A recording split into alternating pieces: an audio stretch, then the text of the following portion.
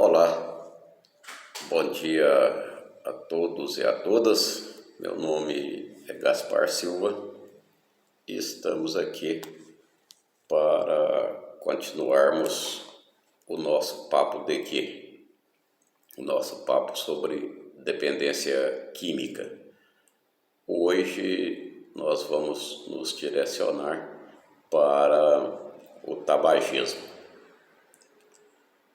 Ok, uma breve história do tabagismo nos relata que o tabaco é originário aqui mesmo da América do Sul, possivelmente ali dos Alpes bolivianos, e teriam chegado ao Brasil através das migrações indígenas, né?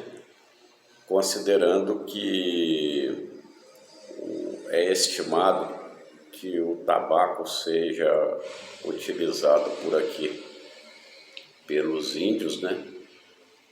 A partir de uns 5.000 anos antes de Cristo. Pois, muito bem, este tabaco disseminado pelo mundo afora, obviamente a partir da descoberta formal das Américas, né? Atribuída a Cristóvão Colombo por volta de 1492. Pelo ano de 1560, um embaixador francês lá em Portugal, de nome Jean Nicot, se tornou um usuário, né, do tabaco brasileiro que lá chegou, né, através dos marinheiros, né, das viagens marinhas entre Brasil e Portugal. Ele enviou esse mesmo tabaco para a rainha da Inglaterra, de nome na época Catarina de Médicis, e ela também se tornou uma fumante compulsiva e foi acompanhada pelos seus súditos, em primeira mão pelos seus súditos nobres, né? Então começava aí o tabagismo a se espalhar pelo mundo afora. Naquela época, obviamente, ninguém tinha a mínima ideia de que essa substância poderia ser tão maléfica.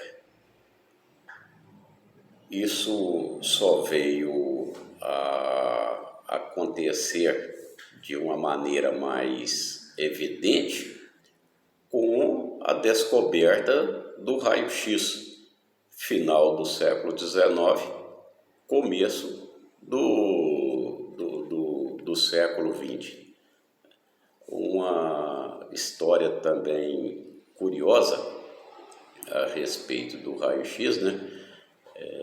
Descoberto por um cientista de nome William Röntgen.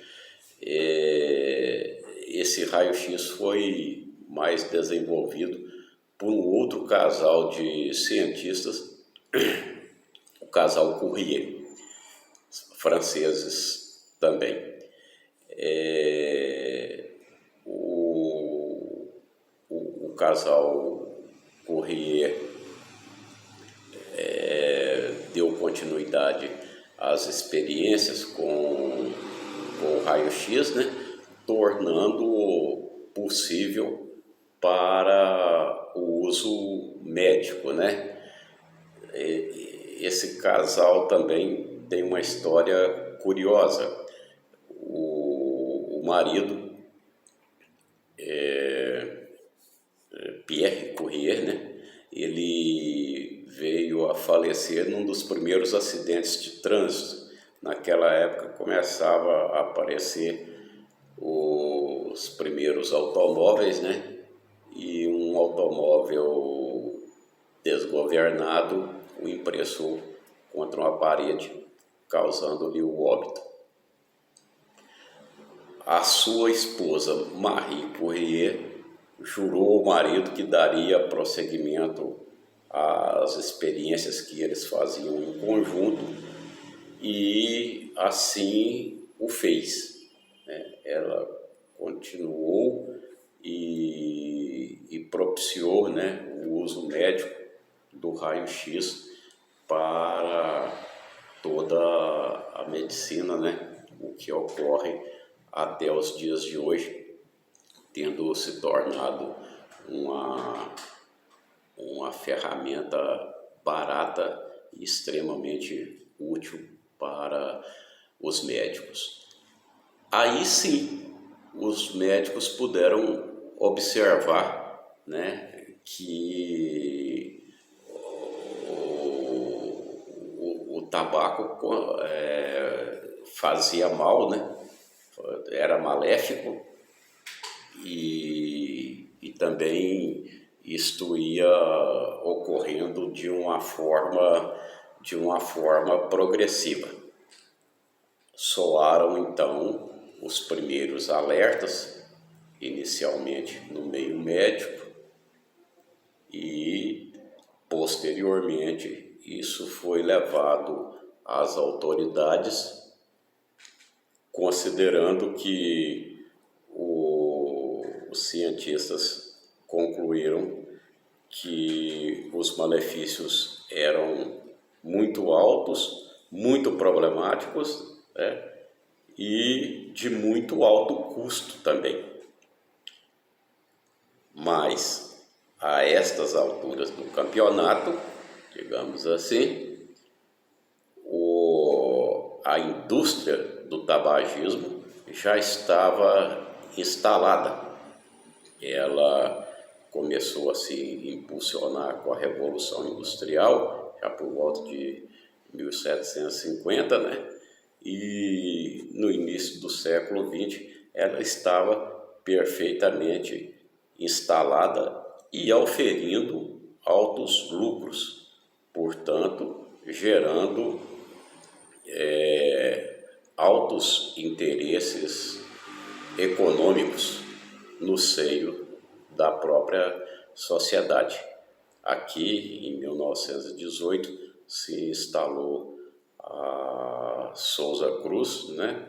E se transformando numa indústria, né, que emprega um número elevado de funcionários, e os seus interesses estão aí em manter o cigarro em circulação, hoje voltando-se principalmente para o público jovem. Então, quando as autoridades e os cientistas despertaram para os problemas do tabagismo, em se considerando aqui o Ocidente, né, países, né, de viés democrático, se tornou e se torna extremamente difícil lidar com essa questão. Num país autoritário, por exemplo, os islâmicos proíbem o uso do álcool, né, e ponto final. Mas na democracia as coisas não são impostas via de regra de uma forma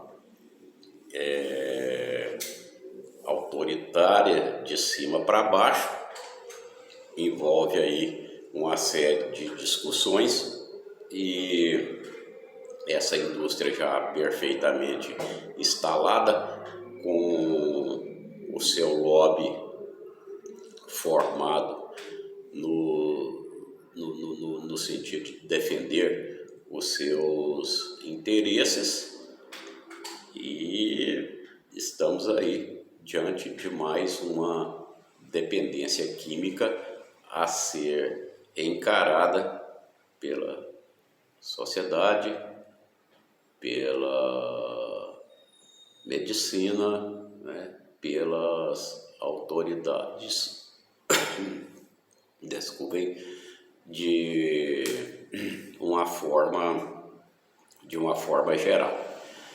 Bom, a partir de então que se chegou à conclusão de que os malefícios eram muito altos, que os custos dos tratamentos também são muito altos, pôde-se deduzir que os impostos arrecadados com a indústria do tabaco, vamos agora fazer uma relação. O que se arrecada com a indústria do tabagismo é em torno de 25% dos custos que o Estado tem que arcar com os tratamentos relativos ao tabagismo. Então, tornou-se altamente desproporcional essa relação custo-benefícios. Além do mais, o tabaco não é uma dependência química que propicia aí a chamada codependência.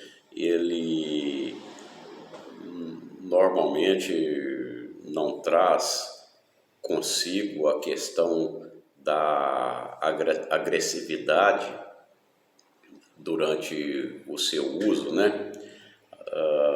A não ser que seja associada a outras substâncias psicoativas, principalmente o álcool, mas ele em si não tem esta propriedade, né?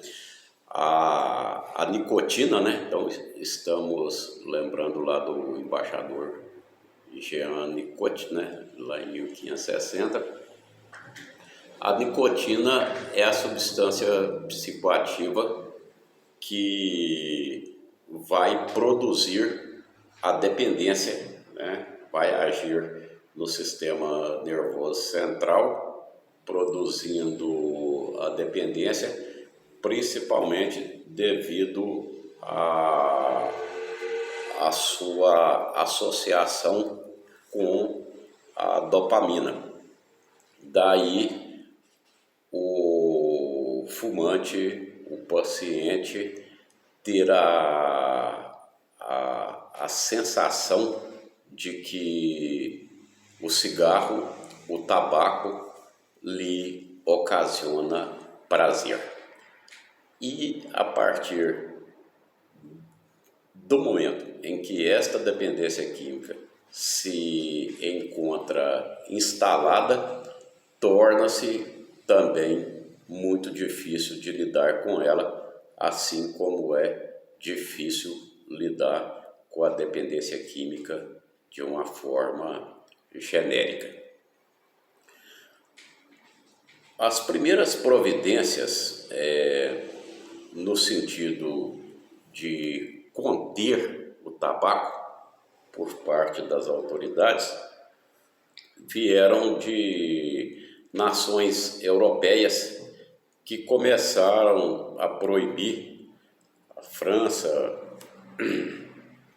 e parece que a Inglaterra também, principalmente na França, começaram a proibir a propaganda, né, a divulgação midiática do tabaco.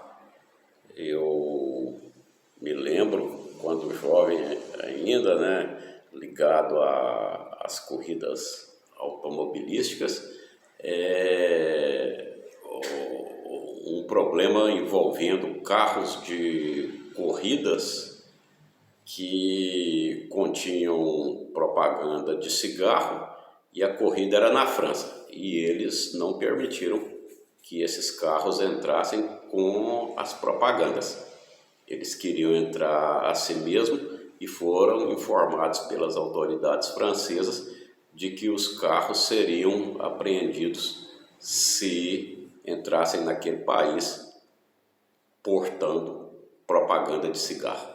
Lá estava, a partir daquela época, definitivamente proibido isso daí. Que depois, um pouco mais tarde, veio bater aqui no Brasil medidas semelhantes e necessárias, né? Diga-se de passagem. Bom, é recente, podemos considerar recente então, né? A história do tabagismo como doença, né? A história dele é muito antiga, mas a história como doença propriamente dita, né, é relativamente moderna, né? Vem do início do século XX, com a descoberta do raio-x, depois os estudos científicos foram se aprofundando, e um estudo científico não se desenvolve normalmente, estudos, né, científicos mais concretos não se desenvolvem via de regra da noite para o dia, e até chegarem, né, à conclusão de que a situação custo-benefício era muito desproporcional, tanto do ponto de vista financeiro quanto do ponto de vista da saúde, né? Pior ainda, quem já esteve em um hospital e pôde acompanhar um paciente terminal com câncer de pulmão, com câncer de boca, né? Quem teve a infelicidade, né, de ter um parente, um amigo, né, nessa situação, sabe do que nós estamos falando aqui, das consequências graves e trágicas que o tabagismo pode propiciar ao ser humano.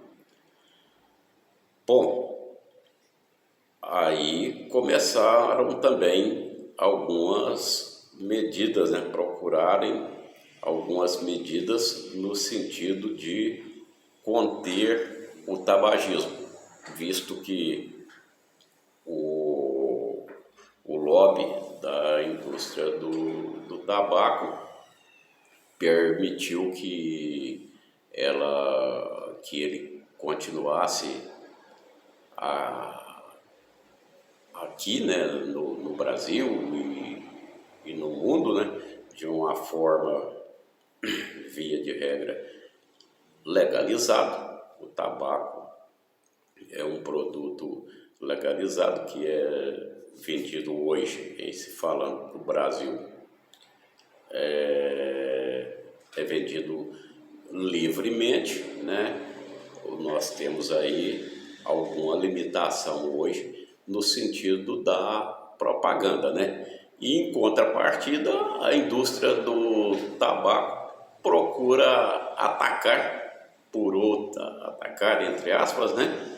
Por outras vias, no sentido de continuar produzindo, de continuar vendendo, de continuar auferindo altos lucros.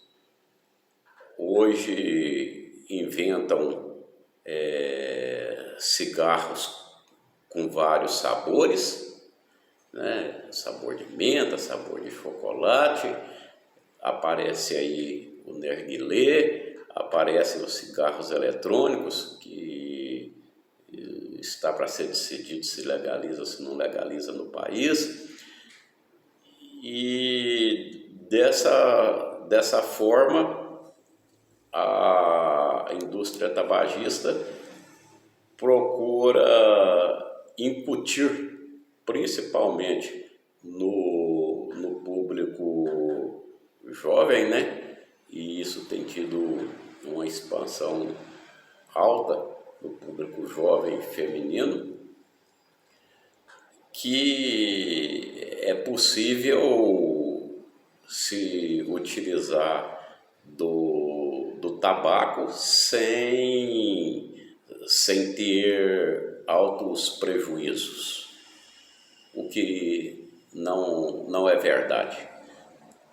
Na verdade, a nicotina é a substância psicoativa, é aquela que ocasiona a dependência química, aí associada, né, ao sistema dopaminérgico instalado no sistema nervoso central. Mas outras dezenas, centenas de produtos que são colocados no cigarro vão produzir os efeitos maléficos, né? Dentre eles cânceres, né? O efizema pulmonar, que é muito grave, as pessoas, né, morrem também, né, de uma forma trágica, né, faltando-lhe o ar para a sua respiração. E outros trabalhos científicos demonstraram, né, que o cigarro traz, inclusive, transtorno para a própria vida sexual das pessoas, principalmente no caso masculino. E então não é interessante de forma alguma fumar, nem em consideração ao problema de saúde, nem em consideração ao problema econômico, né? Para começar, foi também, por lei, né, taxado os produtos tabagistas foram altamente taxados, o custo de fumar se tornou alto, né? E os custos com os tratamentos mais altos ainda. Aí vamos para a questão da paralisação com o tabagismo. Paralisar como? Depois que a dependência química também já foi instalada. As recaídas são constantes. Quando alguém procura ajuda médica ou ajuda psicoterápica, né, ou qualquer outro tipo de ajuda para parar de fumar, é porque ele já tentou várias vezes esta paralisação sozinho e fracassou. Então, nós temos aí alguns meios que podem ajudar na paralisação com esta também dependência química. Temos os tratamentos não nicotínicos, né? São, aqui no Brasil principalmente, a goma de mascar e o adesivo, que, se utilizados corretamente, podem propiciar até 25% de recuperação. Muitas das vezes, a forma de se utilizar esses tratamentos não nicotínicos não são seguidos à risca, né? O adesivo precisa ficar protegido ao máximo do sol. A goma de mascar tem um determinado período para ser utilizada. A forma de fumar de cada indivíduo é diferente, portanto, esse tratamento também deve ser individualizado, dependendo do número de cigarros que fuma por dia e tudo mais. E no caso dos tratamentos não nicotínicos, né, medicamentosos, com a bupropiona, por exemplo, este daí, né, está adido a uma supervisão médica, obviamente, como deveriam estar todos os tipos de tratamentos. Mas o resultado, né, o resultado do tratamento é muitas das vezes entrecortado, né? Mais uma vez relatando, pela famosa recaída. Entra nesse contexto, então, grupos de mútua ajuda, que existem muitas das vezes em unidades de saúde das várias cidades brasileiras, né? Entra aí fumantes anônimos, que são até pouco divulgados, mas são instituições onde profissionais e ex-fumantes vão ajudar aquele paciente, aquela pessoa interessada em paralisar com o tabagismo. É preciso, em todos os casos, que haja a orientação relativa aos custos-benefícios, porque o indivíduo acaba se mitificando. É uma da dependência química que traz uma enorme gama de mitos, né? A pessoa de repente alega que não pode parar de fumar, ou que encontra dificuldade de parar de fumar porque ele precisa fumar para ir ao banheiro, ele ele não pode parar de fumar porque ele engorda, uma alegação muito utilizada pelo público feminino, e por aí vai uma série de alegações que na realidade não se sustentam. Então, as pessoas que estão envolvidas no trabalho com os fumantes devem se encontrar preparados para lhes demonstrar o custo-benefício, né? Olha, se você para de fumar, a sua respiração vai melhorar. Se você parar de fumar e procurar uma atividade física, você não vai engordar. Se você procurar controlar, né, a sua maneira de se alimentar, este problema poderá ser eliminado.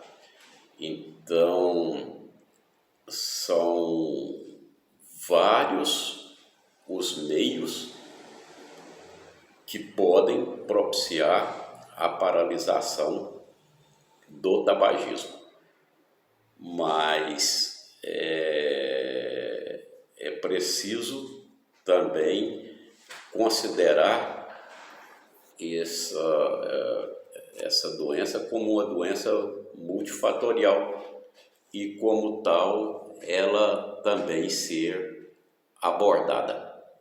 E é possível, sim, né? Qualquer dependência química é possível que seja eliminada.